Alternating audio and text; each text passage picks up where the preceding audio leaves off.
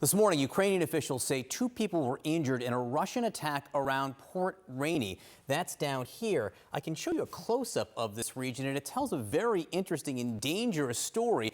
The port, which is right here, is on the Danube River. Let me show you where that river goes. The Danube River separates Ukraine up here from Romania here. Romania is a NATO country, so the attacks on ports, including Port Rainy right here and also here, are happening within eyesight, a stone's throw of a NATO nation. The Romanian Defense Ministry has weighed in, calling the attacks unjustified, breaking all international humanitarian rules. And Ukraine has claimed that some of the Russian Shahed drones used in these attacks actually fell inside Romanian territory. With us now is CNN's military analyst and retired Major General James Spider Marks. Spider, you can just look at this map and see how close Russia is coming to NATO territory here. How much do the Russians care, or is that actually part of what their strategic goal here is? Well, I think the Russians care, John, and thank you for having me on. The Russians certainly care. They understand the rules of attacking another NATO partner or attacking any NATO partner and how that would invoke Article 5 and all of NATO would be involved.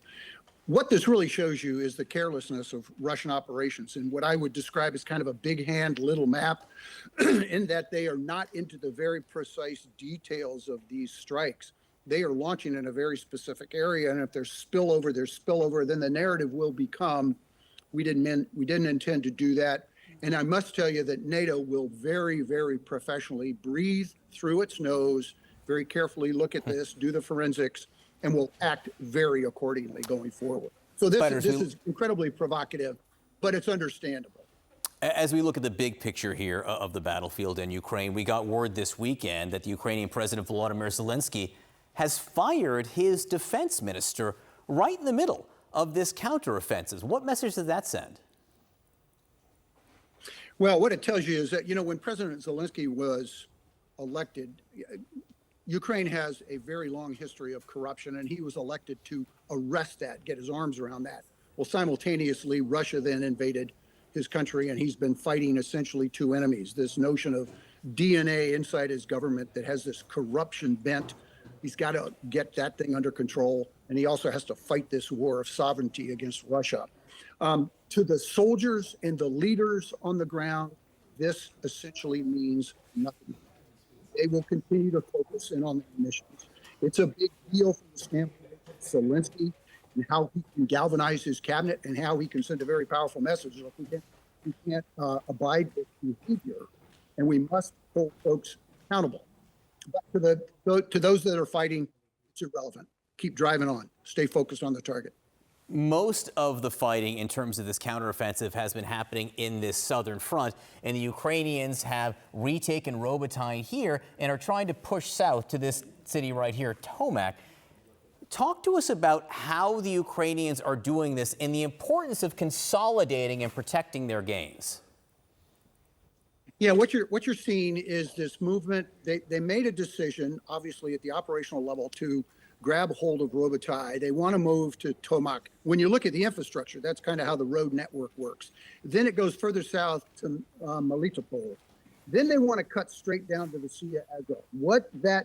Exactly correct. And what that does, if they can hold that penetration, they've got to be able to hold the shoulders of that penetration. Then what it does is it dislocates, military term for giving the Russians very few options in terms of resupply. If the Ukrainians can hold the penetration, then they can hold one side of it, which would be the northern shoulder, so they can begin the reduction to the south in Crimea. That then puts the Russians in a predicament. The ball's in the Ukrainians' court to take advantage of this initial success. But these are belts, defensive belts, as you and I have talked about before. And the Ukrainians have to be very deliberate and don't get ahead of themselves and make sure that when they make penetration, they can hold, make penetration, they can hold. And then that allows them to make some choices. You want to have options in combat. You want to eliminate the options to the Russians. How hard is it to maintain control of a city like Robotyne once you do take it? It's a Ukrainian city, I should mention that. But when they regain control of it, how hard is it to maintain? Well, size of the population, what does the network look like? And then what are you really trying to achieve? You can hold it, you can bypass it, provided it doesn't become an annoyance where the Russians can snipe at you, can ambush, take advantage of a flanking motion. You can bypass that part as long as that city of Robotai, as long as you continue to make your movement and to secure the shoulders of your movement south. That's what's key. It's got to be done very deliberately.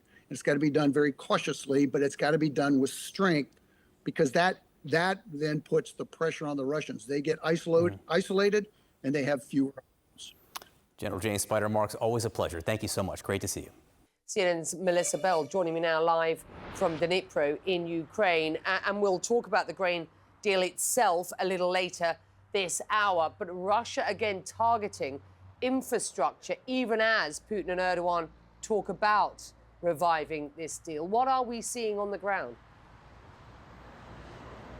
Well, what we're hearing from Sochi, just very briefly, is that the West was to blame for the collapse of this deal, and it could yet be revived should Moscow's conditions be met. But as you say, Becky, quite extraordinary that on the eve of that summit, that so many different parts of the world watch with great anticipation to see whether this crucial grain deal can be revived. It should be agricultural port infrastructure. In fact, one of the main export ports of Ukraine, the one at Reni down by the border with Romania, that should have been targeted overnight. What we are seeing again today, a series of drone strikes, not just on the south that I mentioned, the Odessa region, but here around the eastern parts around Dnipro as well.